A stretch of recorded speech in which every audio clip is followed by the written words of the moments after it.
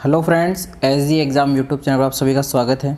दोस्तों, नीट 2022 का एग्ज़ाम काफ़ी नज़दीक है और अब वो टाइम नहीं है कि आप केमिस्ट्री और फिजिक्स जैसे सब्जेक्ट में थ्योरी को केवल पढ़ते रहें। आपको न्यूमेरिकल करने की ज़रूरत है ताकि आपका जो लेसन है वो फटाफट से कंप्लीट हो जाए। अगर थ्योरी को पढ़ते हैं तो 3 से 4 घंटे लग जाते हैं।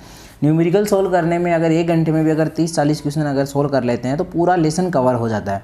तो उसी की बेसिस पे और जो नीट 2022 के लिए मोस्ट एक्सेप्टेड क्वेश्चंस हैं, मैं उनकी बात कर रहा हूँ यहाँ पे।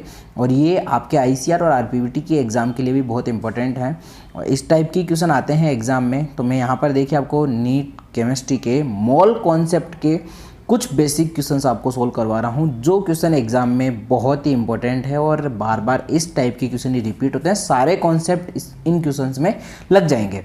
तो देखिए, क्वेश्चन नंबर फर्स्ट है आपके पास, 4.4 ग्राम CO2 गैस में ऑक्सीजन परमाणु की संख्या आपसे पूछी गई है। पहली बात देखिए, ऑक्सीजन के परमाणु की संख्या आपसे 4.4 ग्राम CO2 में पूछी गई है। तो देखिए 4.4 ग्राम जो CO2 है, यहाँ पर हम देखें तो CO2 इस तरह से है। इसका टोटल मोलिकुलर वेट कितना होता है? 44 ग्राम। 4.4 ग्राम का मतलब कितना है? 4.4 ग्राम का मतलब 0.1 मोल हो गया क्या? क्योंकि 4.4 बटे 44 कितना मोल हो गया? 0.01। ऊपर गिवन मास और नीचे मोलर मास, 0.1 ग्राम आपके 0.1 मोल आपके पास आ गया। ठीक है, अब 0.1 मोल में आपको पता है कि CO2 के कितने परमाणु? इस पूरे CO2 में कार्बन के कितने, ऑक्सीजन के कितने परमाणु हैं? 2 है। 2 ऑक्सीजन के और एक किसका है? कार्बन का। टोटल 3 परमाणु है इसमें। इसका मतलब 0.1 मोल है, उसमें ऑक्सीजन के कितने परमाणु हैं? अगर इसका 1 मोल होता तो ऑक्सीजन के कितने होते? 2 Na होते। तो 0.1 में कितने हो जाएंगे? 0.2 इंटू Na। अब 0.2 इंटू Na की वैल्यू 6 गुणा 10 की पावर 23, 6.022। लेकिन इसमें 022 ऐड की नहीं किया हुआ, तो इसको आप करोगे तो कितना हो जाएगा? 1.2 इंटू 10 की पावर 23। ऐसा कोई ऑप्शन में है नहीं। ऐसा कोई ऑप्शन में है क्या आपके पास? ए ऑप्शन आपका सेम टू सेम यही है, तो ए ऑप्शन आपका क्या हो जाएगा? यहाँ पर राइट हो जाएगा। ठीक है, इस तरह से आपको ध्यान रखना है। अगर कार्बन की पूछता तो कार्बन की कितना होता? 0.1 गुणा Na होता है यहाँ पर कार्बन का। ठीक है, क्योंकि 0.1 तो मोल है और 1 मोल में Na परमाणु होते हैं। लेकिन ऑक्सीजन के 1 मोल में कितने परमाणु हैं? ऑक्सीजन के, अगर यहाँ पर एक अणु की बात करें तो ऑक्सीजन के कितने परमाणु हैं? 2 परमाणु ऑक्सीजन के और 1 कार्बन के हैं। जैसे मैं यहाँ पर कहूँ कि KMNO4 मेरे पास हो, और फिर अगर उसमें से मुझे ये कहा जाता कि आपके पास जो KMNO4 है इसका 0.1 मोल है, तो ऑक्सीजन के कितने परमाणु हैं? तो 0.1 गुणा 4 है परमाणु इंटू Na। ये करता मैं। बात समझ में आ रही है आपको? ठीक है जी। क्वेश्चन नंबर सेकंड की तरफ बढ़ते हैं। क्वेश्चन नंबर सेकंड है आपके पास, देखिए यहाँ पर सेकंड क्वेश्चन की अगर हम बात करें तो यहाँ पर है बोरोन के 2 समस्थानिक आपको दे रखे हैं। एक का मोलिकुलर वेट 10 है और एक का मोलिकुलर वेट क्या है? 11 है। और बोरोन का जो परमाणुिक भार आया है, दोनों बोरोन का जो परमाणुिक भार आया है एवरेज जो है वो 10.41 है। तो इन्होंने रेशियो पूछा है, तो रेशियो निकालने के लिए आप क्या करते हैं? सीधी सी बात है, यहाँ पर औसत लिख दीजिए 10.81 इक्वल टू पहले वाला जो 10 है इसको 10 अक्स मान लो, दूसरे वाला 11 है उसको 11y मान लो, और नीचे क्या कर दो? अक्स प्लस y कर दो परसेंटेज का। अब इसे आप सोल्व कर लीजिए तो ऊपर क्या आ जाएगा आपके पास? 10.81 अक्स प्लस 10.81y इक्वल टू क्या आ जाएगा? 10 अक्स प्लस 11y। अब देखो, ये 10 इस साइड जाएगा तो कितना बच जाएगा? 0.81x, और ये 10.81y इधर आएगा तो कितना बच जाएगा? 11, ये बच जाएगा 0.19y। ये बच जाएंगे। आपको क्या रेशियो चाहिए? आपको अक्स अपॉन वाई का रेशियो चाहिए, तो अक्स बटे वाई क्या हो जाएगा आपके पास? 0.19 बटे 0.81, पॉइंट हटा सकते हो आप, तो x अपॉन वाई आपके पास क्या हो जाएगा 19 बटे 81, और ये कौन से ऑप्शन में है, फर्स्ट ऑप्शन में, तो आपका फर्स्ट ऑप्शन क्या हो जाएगा यहाँ पर राइट आंसर हो जाएगा। ठीक है, चलिए जी अगले क्वेश्चन की तरफ बढ़ते हैं। देखिए बहुत ही इंटरेस्टिंग क्वेश्चन है, क्वेश्चन नंबर 4 बहुत ही इंटरेस्टिंग क्वेश्चन है। तीसरा क्वेश्चन है यहाँ पर ये 4.2 ग्राम N3 माइनस में संयोजी इलेक्ट्रॉन आपसे पूछ लिया। क्या पूछ लिया, संयोजी इलेक्ट्रॉन आपसे यहाँ पर पूछ लिया। अब संयोजी वैलेंस शेल के जो इलेक्ट्रॉन होते हैं वो कौन से होते हैं, तो आपको पता है नाइट्रोजन का जो इलेक्ट्रॉनिक विन्यास होता है वो क्या होता है 1s2 2s2 और 2p3, यही होता है। तो ये जो आपके पास है ये क्या है आपका वैलेंस शेल है। तो वे एक नाइट्रोजन में कितने होते हैं, एक परमाणु में 5 इलेक्ट्रॉन होते हैं। ठीक है, अब देखिए आपके पास नाइट्रोजन का देखो पहले मोलिकुलर वेट देख लेते हैं। एक नाइट्रोजन का कितना 14, तो 3 का कितना हो जाएगा 14 इंटू 3 कितना हो जाएगा 42 ग्राम हो जाएगा। अब देखिए 42 ग्राम आपके पास हो गया, तो 4.2 ग्राम है तो कितना हो जाएगा 0.1 मोल हो जाएगा भाई। 4.2 बटे 42 करोगे 0.1 मोल, और 1 मोल में कितने संयोजी इलेक्ट्रॉन हैं आपके पास, एक नाइट्रोजन के 5, 3 नाइट्रोजन आपके पास, तो 5 गुणा 3 कितना हो गया 15, और देखिए एक माइनस चार्ज भी आ रहा है तो ये भी वैलेंस शेल में जाएगा। किसी एक नाइट्रोजन में 2p4 होगा तो उसके 6 वैलेंस इलेक्ट्रॉन हो जाएंगे, तो 15 और 1 16 आपके पास टोटल हो जाएंगे। तो 0.1 गुणा 16 गुणा Na, अभी से सोल्व कर लीजिए तो ये कितना हो जाएगा 1.6 गुणा Na, तो कौन सा आंसर हो जाएगा, फोर्थ ऑप्शन आपका राइट आंसर हो जाएगा यहाँ पे। ठीक है, चलिए जी अगला क्वेश्चन देखिए। अभी जैसे पहले किया था सेम टू सेम वैसा ही क्वेश्चन है ये भी। व्हाइट विट्रोल में जिंक का परसेंट आपको निकालना है। चलिए जी, अगर परसेंट आपको निकालना तो परसेंट निकालने का तरीका क्या है, परसेंट निकालने का एक सिंपल सा तरीका है कि जो आपके पास एलिमेंट है उसका मास, ठीक है, अपॉन टोटल मास इंटू 100%। अब जिंक का कितना होता है 65 इंटू 100 बटे टोटल मास कितना है, 1 मोल मान के चलिए आप, टोटल मास कितना है, तो जिंक का 65, सल्फर का 32, ऑक्सीजन का 16 और एक हाइड्रोजन का 1। तो आपके पास जो भी है सबका ऐड कर लो, 65 प्लस 32 प्लस ऑक्सीजन का कितना हो जाएगा 64, और H2 के कितने मॉलिक्यूल आपके पास 7 हैं, तो 18 इंटू 7 126 वो हो जाएगा। टोटल आप ऐड करोगे तो दोनों मिला के कितने हो जाएंगे आपके पास, ये ऐड हो जाएगा आपका 287। 287 से आप डिवाइड कर दीजिए इसको। अब जब आप इसको डिवाइड करेंगे तो इसे सोल्व करेंगे तो आपके पास राइट आंसर क्या हो जाएगा, सोल्व करने पे आपके पास आंसर आएगा 22.65%। तो आपका कौन सा आंसर हो जाएगा, डी आंसर हो जाएगा। देखिए यहाँ पर आप इतना आइडिया लगा सकते थे कि जैसे 65 को अगर आप 4 से गुणा करोगे तो 130 कितना होता है 260, जबकि ये 260 से ज़्यादा है, इसका मतलब 25 से कम आएगा। तो 25 से कम में C and third and fourth option, 2 option आपके फंस रहे थे, इसलिए मैं थर्ड या फोर्थ में से किसी एक को लगा नहीं सकता, इसलिए मुझे कंप्लीट सोल्व करना पड़ेगा, और कंप्लीट सोल्व किया तो 22.65 आंसर आ गया। ठीक है, चलिए जी अगला क्वेश्चन है, क्षारीय माध्यम में 1 मोल KI द्वारा अपचयित KMnO4 के मोलों की संख्या क्या होगी। तो देखिए आप एक बात सिंपली याद कर लेना, KI जो KMnO4 है, ये KMnO4 आपके पास अगर बेसिक मीडियम में होता है तो KMnO4 आपका K2MnO4 में कन्वर्ट होता है। ठीक है, अगर एसिडिक माध्यम में होता है तो Mn+2 में कन्वर्ट होता है, और न्यूट्रल स्पीसीज जो होती है उदासीन माध्यम में होता है तो ये MnO2 में जाता है। तो यहाँ पर कितना मैग्नीज का जो ऑक्सीडेशन नंबर है वो कितना है +6, यहाँ +2 है और यहाँ +4 है। तो 7 से कहाँ कन्वर्ट हुआ है +6 में, तो कितना चेंज आया 1 का। तो आंसर भी क्या हो जाएगा, ए ऑप्शन आपका राइट आंसर हो जाएगा। ठीक है, चलिए जी अगले क्वेश्चन की बात करते हैं।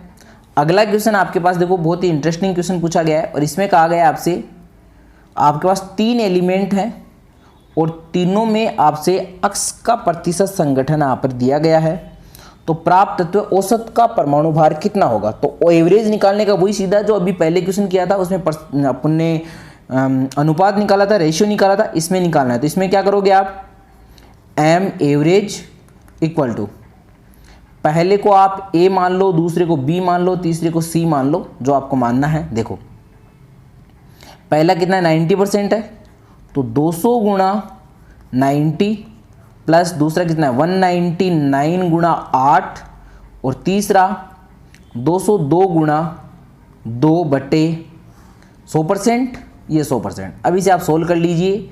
आप इसे सोल्व करेंगे तो आपके पास आंसर आ जाएगा। देखो इसको सोल्व किया आपने, ये आ गया आपका 18,000, ठीक है। इसको सोल्व करोगे ये आपके पास 199 इंटू 8 1500 कुछ आ जाएगा 75, और 202 गुणा 4 ये कितना हो गया आपके पास 404 हो गया। इनको आप टोटल कर लीजिए बट्टे 100। तो देखिए एक सीधा तरीका और है, आंसर आपका आ जाएगा ये 199.96 इतना आएगा। तो आप इसे 200 ही मानेंगे और आपका आंसर कौन सा हो जाएगा 200 AMU। देखो एक दूसरा तरीका और है इसे क्वेश्चन को करने का, सबसे ज़्यादा परसेंट जिसका है ना उसकी चलेगी। अब देखो सबसे ज़्यादा परसेंट किसका है 90% है 200 वाले का, तो इसकी ही चलेगी। 99 की भी नहीं चलेगी, 202 की भी नहीं चलेगी, इसके 200 के आसपास आएगा। अब आपको ये देखना है कि 200 से ज़्यादा आएगा या कम आएगा, 200 से ज़्यादा कौन सा आ सकता है और कम कौन सा आ सकता है। तो इसका एक तरीका है कि जो बच गए जो दोनों जिनकी नहीं चलने वाली, उनमें जो ज़्यादा परसेंट वाला है उसके नज़दीक वाला आएगा। अब 199 है, ये 8% है, इसलिए कितना परसेंट है 8% है, इसलिए तो इसकी चलेगी। इसका मतलब 200 से थोड़ा सा कम आएगा, लेकिन 200 से एग्जैक्ट कम कर दे तो 199 हो जाएगा, और 199 तो होना नहीं है क्योंकि फिर तो इसकी चल गई। तो चलेगी किसकी, ऊपर वाली की चलेगी, इसलिए राइट आंसर कौन सा हो गया आपका ए ऑप्शन। ए भी करने का एक तरीका होता है, ठीक है। चलिए जी अगला क्वेश्चन है आपके पास, जल के एक अणु का घनत्व क्या, आयतन क्या होगा जब उसकी डेंसिटी क्या हो 1 gram centimetre cube. 1 gram centimetre cube का मतलब यह है कि 1 ग्राम 1 सेंटीमीटर क्यूब के क्या हो जाएगा इक्वल हो जाएगा। अब जल जो होता है वो 18 ml होता है, 1 मोल 18 ml होता है। तो 18 ml को अगर हम ग्राम में कन्वर्ट करें तो कितना हो जाएगा 18 ग्राम, और 18 ग्राम को हम सेंटीमीटर में क्यूब करें तो कितना हो जाएगा। देखो 1 ग्राम पर सेंटीमीटर क्यूब अगर किसी की डेंसिटी होती है तो वो ml और उसमें इक्वल होता है। पहली बात तो ml और किसमें ग्राम में इक्वल होता है। अब ग्राम और सेंटीमीटर भी इक्वल है, तो हम क्या कर सकते हैं 18 ग्राम को 18 सेंटीमीटर लिख सकते हैं, 18 सेंटीमीटर क्यूब बटे नीचे कितना आ जाएगा Na 6.022 इंटू 10 की पावर 23। तो देखिए इसको डिवाइड करेंगे तो ये तो 3 बार चला जाएगा, 2 पॉइंट कुछ चला जाएगा, 3 ही मान लीजिए, इंटू 10 की पावर -23। ये वाला कौन सा ऑप्शन है डी ऑप्शन। तो डी ऑप्शन आपका राइट आंसर चला जाएगा 3 गुणा 10 की पावर -23, वैसे 2.95 के आसपास होना चाहिए। अगला देखिए, अगला क्वेश्चन है आपके पास, जल के अणुओं की अधिकतम संख्या कहाँ होगी। 18 ग्राम पानी है, मतलब इसमें तो Na है अणु, यानी अवोगाद्रो के बराबर है। 18 मोल है, इसका मतलब इसमें 18 इंटू Na अणु है। पानी के 18 केवल 18 अणु हैं, केवल 18 अणु ही हैं इसमें तो, और इसमें 1.8 ग्राम पानी है, इसका मतलब 0.1 Na होंगे। तो सबसे ज़्यादा Na किस में है इसमें, तो बी ऑप्शन आपका राइट आंसर हो जाएगा, ठीक है। और ये इंपॉर्टेंट भी है, ये क्वेश्चन क्या है बहुत ज़्यादा इंपॉर्टेंट भी है, फेमस क्वेश्चन है, ये ध्यान रखना, ठीक है। चलिए जी अगले क्वेश्चन की तरफ बढ़ते हैं। देखो अगला क्वेश्चन है आपका, 20 ग्राम मैग्नीशियम कार्बोनेट के नमूने को गर्म करने पर अपघटित होकर कार्बन डाइऑक्साइड व 8 ग्राम मैग्नीशियम ऑक्साइड देता है, तो नमूने में मैग्नीशियम कार्बोनेट की शुद्धता कितनी होगी। तो देखो सिंपल सा तरीका है इसी क्वेश्चन को करने का, मैं आपको बता देता हूँ। देखो सिंपली अगर ऐसे क्वेश्चन को अगर आपको करना हो तो क्या करना होगा, देखो बहुत ही सिंपल है ये क्वेश्चन। सबसे पहले आप इसकी रिएक्शन लिखिए, MgCO3 है वो किस में कन्वर्ट होगा MgO प्लस CO2 में। द्रव्यमान संरक्षण का नियम लगेगा यहाँ पे, कोई दिक्कत नहीं है। मैग्नीशियम का कितना होता है 24, और एक कार्बन का कितना 12, ऑक्सीजन का कितना 28, कितना हो गया टोटल 84 हो गया। तो मैग्नीशियम का कितना हो गया 24 प्लस 16, ये कितना हो गया 40। यानी आपको पता है कि 84 ग्राम 84 ग्राम जब आपके पास मैग्नीशियम कार्बोनेट हो तो वो कितना ग्राम देता है आपका 40 ग्राम मैग्नीशियम ऑक्साइड देता है, ठीक है। तो इसका मतलब 1 ग्राम मैग्नीशियम कार्बोनेट हो तो वो कितना देगा आपका 40 ग्राम देगा क्या। तो देखिए सॉरी 1 ग्राम होगा तो वो कितना देगा 40/84 देगा क्या। तो 1 ग्राम मैग्नीशियम कार्बोनेट कितना देगा, 40/84 ग्राम देगा। अब आपके पास कितना ग्राम है, 20 ग्राम है, तो वो कितना देगा, 40 गुणा 20/84 इतना देगा। अब इसको सोल्व करेंगे तो आपके पास कितना हो जाएगा, 800/84 इतना देना चाहिए क्या। अब 800/84 कितना होता है, एक बार सोल्व कर लीजिए। 800/84 कितना होगा आपके पास, ये आपका 800/84 को सोल्व कीजिए एक बार फटाफट से।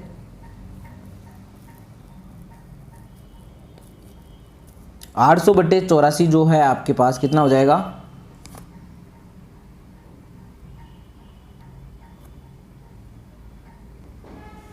देखिए इसको जब आप जैसे सोल्व करेंगे आपके पास कितना आंसर आ जाएगा, 40 गुना 20/84 करेंगे आपके पास ये हो जाएगा 800/84 और ये आ जाएगा आपके पास 9.6। अब आपको पता है कि 20 ग्राम कितना देना चाहिए था, 9.6 देना चाहिए, लेकिन दिया कितना इसने, 8 ग्राम ही दिया। इसका मतलब प्योरिटी कितनी है, 8/9.6 गुणा 100 इतनी प्योरिटी है। अब इसको सोल्व कर लो, इसको सोल्व करोगे आपके पास तो आपके पास आंसर आ जाएगा 84%। तो आंसर कौन सा हो जाएगा, बी ऑप्शन आपका राइट आंसर हो जाएगा। इस क्वेश्चन को एक तरीका है करने का और यही सबसे सिंपल तरीका है। चलिए जी अगले क्वेश्चन की बात करते हैं। आपके पास ये भी बहुत इंटरेस्टिंग और इंपॉर्टेंट क्वेश्चन है। आपके पास देखो लिख रखा है, दो तत्व अक्स और वाई मिलके आपके पास दो यौगिक बनाते हैं, अक्स y2 और अक्स 3y2 देते हैं। जब 0.1 मोल अक्स y2 होता है तो उसका 10 ग्राम भार होता है। यानी कुल मिला के ये कह रहा है कि अक्स प्लस 2y जो हैं वो मिलके कितना ग्राम बनाते हैं, 10 ग्राम बनाते हैं। लेकिन 1 मोल में कन्वर्ट करें हम इसको तो 10 गुणा 10 करना पड़ेगा कि 0.1 है तो कितना हो गया, अक्स प्लस 2y जो है वो आपके पास कितना हो जाएगा, 100 ग्राम। ठीक है, दूसरा बोल रहा है 0.05 मोल अक्स 3y2 9 ग्राम देते हैं। यानी आपके पास है 3 अक्स प्लस 2y बराबर 9 ग्राम। अब आपको पता है 0.05 को 1 मोल में कन्वर्ट करने के लिए 20 से गुणा करना पड़ेगा, तो इसको 20 से गुणा कर दो तो ये कितना हो जाएगा, 3 अक्स प्लस 2y बराबर था कि 1 मोल का निकल जाए बस 180 ग्राम। अब ये दोनों एक दूसरे के इक्वल हो गए। अब देखो यहाँ से अगर मैं सोल्व करूँ इसको आगे, तो आगे सोल्व करूँगा तो मेरे पास 2y बराबर कितना आ जाएगा, 100 माइनस अक्स आ जाएगा। और यहाँ से 2y बराबर कितना आ जाएगा, 180 माइनस 3x आ जाएगा। तो 2y बराबर हो जाएंगे। तो 2y बराबर होंगे तो 100 माइनस अक्स बराबर 180 माइनस 3x हो जाएगा। अब 100 को तो मैं इधर लेके आ जाता हूँ और 3x को इधर लेके चला जाता हूँ। तो 3x माइनस अक्स बराबर 180 माइनस 100। तो यहाँ कितना बच गया, 2x बराबर कितना बच गया, 80। तो x बराबर कितना आ गया, 40 ग्राम। तो आपका क्या आ गया, x आ गया। ठीक है, अब 40 ग्राम आपके पास x आ गया तो आप क्या कर सकते हैं, y को आपको चेंज करना है। तो देखिए आपके पास पता है कि इस x की जगह, एक बार मैं कलर चेंज कर देता हूँ, देखो इस अक्स की जगह अगर मैं 40 रखूँगा तो 40 प्लस 2y बराबर 100 है। अब 40 इधर लेके जाऊँगा तो मेरे पास क्या हो जाएगा, 2y बराबर 60 आ जाएगा और y बराबर कितना आ जाएगा, 30 ग्राम। तो अक्स बराबर तो कितना हो गया, 40 ग्राम और y बराबर कितना आ गया, 30 ग्राम। तो 40,30 आपका आंसर हो जाएगा। ठीक है, तो 40,30 कौन सा आंसर है, ए ऑप्शन आपका यहाँ पर राइट आंसर हो जाएगा। ठीक है, 40,30। तो ये आपके कुछ इंपॉर्टेंट क्वेश्चन थे जो मैंने सारे सोल्व करवा दिए हैं और इनसे बहुत ही हेल्प मिलने वाली है आपको मोल कॉन्सेप्ट में। जय हिंद।